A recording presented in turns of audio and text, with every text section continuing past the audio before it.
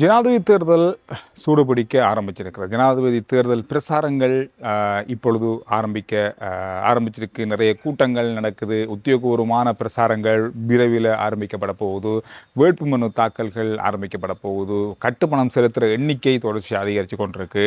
அதுக்கு இடையில் எல்லாருமே கடந்த நாட்களில் பேசிய இன்னும் ஒரு முக்கியமான விஷயம், தமிழர்களை பிரதிநிதித்துவப்படுத்துவதற்கு தமிழர்களுடைய அபிலாஷைகளை வேண்டி தமிழ் பொது வேட்பாளர் ஒருவர் ஜனாதிபதி தேர்தலில் போட்டியிட வேண்டும்.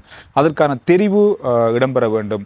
அது யாராக இருக்கும், எந்த நேரத்தில் அந்த அறிவிப்பு வரும் அப்படின்ற பல செய்திகளை நாங்கள் கடந்த நாட்களில் பார்த்தோம். அந்த செய்திக்கான பதில் இன்றைய நாளில் வெளியாகி இருக்கு. அதாவது தமிழர்களை பிரதிநிதித்துவப்படுத்துவதற்காக தமிழ் பொது வேட்பாளர் ஒருவருடைய பேர் இன்றைய நாளில் அறிவிக்கப்பட்டிருக்கிறது. பாவண்ணா அரியநேந்திரன் அவருடைய பெயர் இன்றைய நாளில் அறிவிக்கப்பட்டிருக்கிறது.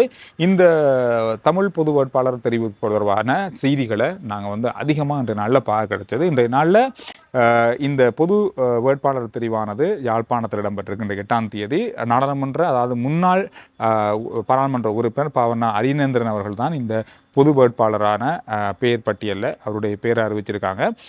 இன்றைய நாளில் ஊடக சந்திப்பு ஒன்று இடம்பெற்றிருக்கிறது யாழ்ப்பாணத்தில். இந்த ஊடக சந்திப்பில் தமிழ் தேசிய கட்சியின் தலைவரும் பொது வேட்பாளருக்கான தெரிவுக்குழுவினுடைய உறுப்பினருமான என் ஸ்ரீகாந்தா இந்த அறிவிப்பை விடுத்திருக்கிறார். 7 தமிழ் கட்சிகளும் 7 சிவில் அமைப்புகளும் இணைந்து உருவாக்கியுள்ள தமிழ் தேசிய பொது கட்டமைப்பின் சார்பில் தமிழ் பொது வேட்பாளராக பாவண்ணா அரியநேந்திரனை ஜனாதிபதி தேர்தலில் போட்டியிடுவதற்கு அவருடைய பேர் இன்றைய நாளில் அறிவிக்கப்பட்டிருக்கிறது. கடந்த நாட்களில் பெரிய அளவாக எதிர்பார்க்கப்பட்ட பேசப்பட்ட விஷயம்.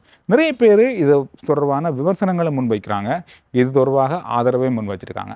குறிப்பாக தமிழர்களுடைய எதிர்பார்ப்புகள், அவங்களுடைய கோரிக்கைகள், அபிலாஷைகளை பிரதிநிதித்துவப்படுத்தி வெளி உலகுக்கு, வெளிநாடுகளுக்கு, சர்வதேசத்திற்கு இதை கொண்டு போகணும் அப்படின்ற ஒரு நோக்கத்தோட இந்த தமிழ் பொது வேட்பாளர் அறிவிக்கப்பட்டு தமிழர்களுடைய வாக்குகளை அந்த வேட்பாளருக்கு அளிக்கணும் அப்படின்றதான் இதில் முக்கியமான விஷயமே. இதனால் ஜனாதிபதி தேர்தலுடைய வாக்குகளில் எந்தளவு பாதிப்பை முக்கியமான பிரதானமான வேட்பாளருக்கு ஏற்படுத்தும் அப்படின்ற ஒரு கேள்வி நிறைய பேருக்கு இருக்குது. அது எந்த அளவுக்கு ஏற்படுத்த போகுது அப்படின்றத நாங்கள் பொறுத்திருந்து தான் பார்க்கணும். அது மட்டும் இல்லாமல் இந்த தமிழ் வேட்பாளருடைய அறிவிப்பு அப்படின்றது வடக்கு கிழக்கில் மாத்திரம், அல்லது வடக்கு கிழக்கு மக்களை மாத்திரம் பிரதிநிதித்துவப்படுத்துறது, அவங்களுடைய கோரிக்கைகளை முன்வைக்கிற ஒரு விஷயமா இருக்கணும் அப்படின்றத பல தமிழ் கட்சிகள் வலியுறுத்தியிருக்காங்க. கடைசியாக நாங்கள் திரு மனோகரன் அவர்களோட இடம்பெற்ற நேர்காணலில் கூட அவர் சொல்லியிருந்த விஷயம் எடுத்தோன்னா, அதை நாங்கள் வரவேற்கிறோம்.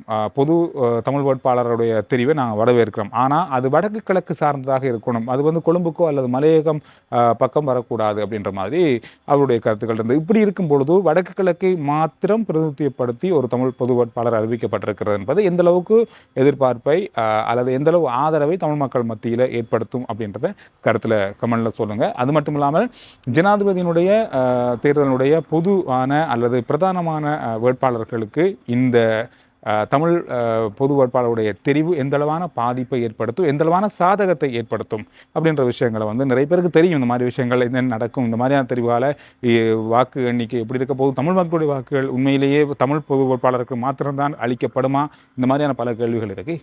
இது தொடர்பாக கருத்தோட்டங்கள், அதாவது கமெண்ட்ஸில் உங்களுடைய பதிவுகளை, கருத்துக்களை பதிவிடுங்க.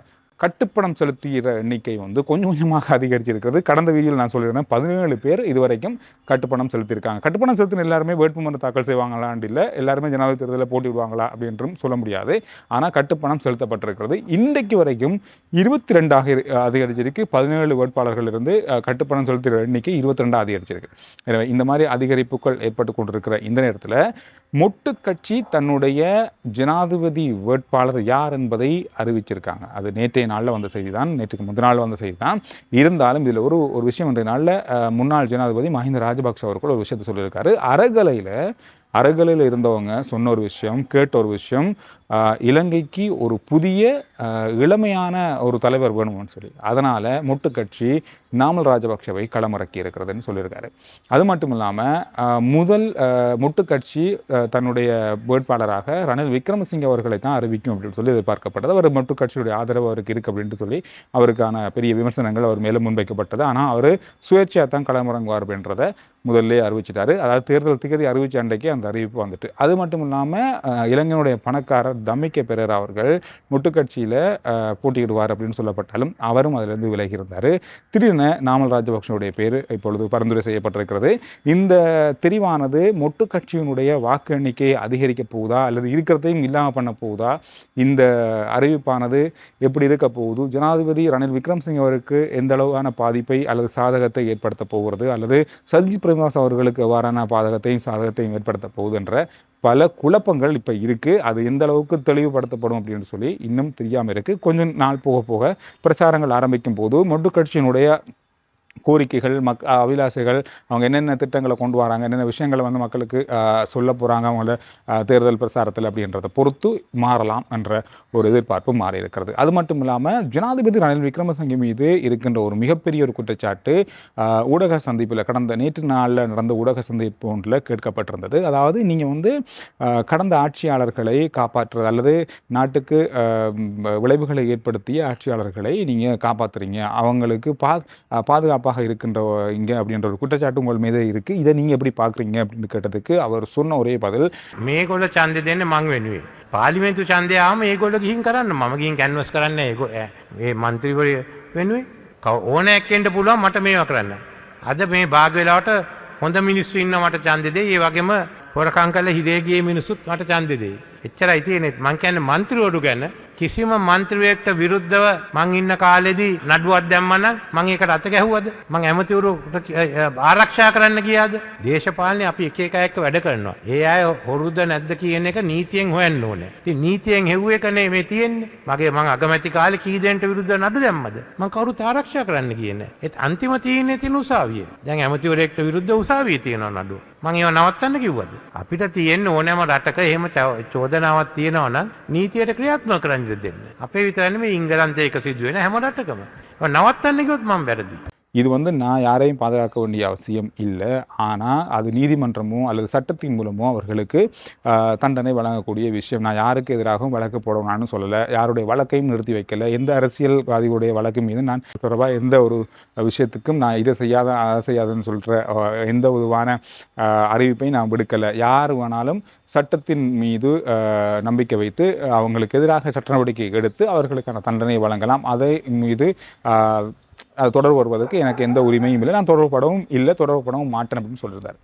அது மட்டும் இல்லாமல் ஜனாதிபதி தேர்தல் தொடர்பாக பலதரப்பட்ட விமர்சனங்கள் அவர் மேல் வைக்கப்பட்டாலும் இந்த விமர்சனம் அப்படின்றது மிக முக்கியமாக இருக்கிற ஒரு விமர்சனம்.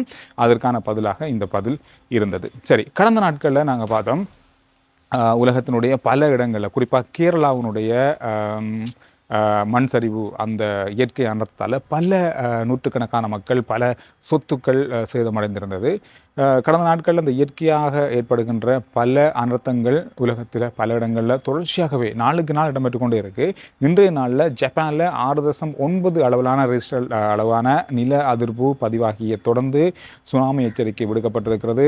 இதுவரைக்கும் என்ன சேதங்கள் இடம்பெற்றிருக்கிறது அப்படின்ற தொடர்பில் அறிவிக்கப்படலை. சர்வதேச ஊடகங்களில் இந்த செய்தியை பார்க்க கிடைச்சது. எனவே இந்த செய்திகள் தான் இன்றைய நாளில் அதிகமாக சமூக வலைத்தளங்கள்லையும் செய்தி ஊடகங்கள்லையும் பார்த்த செய்தியாக இருந்தது. R G Chandru report YouTube channel, Facebook page ரெண்டையும் ஃபாலோ பண்ணுங்கள்.